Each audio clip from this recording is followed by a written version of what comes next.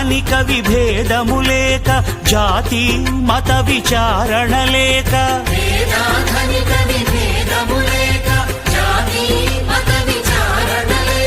సర్వులు ఒకటై నిర్వహించుటకు సత్యదేవు వ్రతమొక్కటి సాక్షి.